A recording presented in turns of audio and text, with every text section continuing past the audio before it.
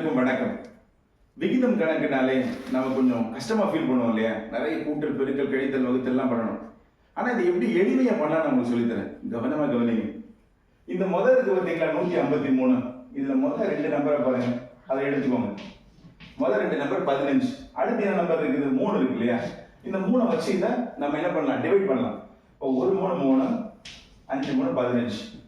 So 5 இங்க பக்கத்துல போட்டுருவோம். சரியா? இப்போ என்ன எண் கண்டுபிடிக்கணும் இல்லையா?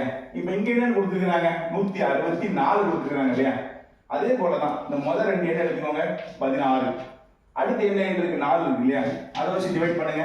ஒரு நாள் 4, 4 நாள் 16 இல்லையா? அப்ப என்ன ஆன்சர் வருது? 4.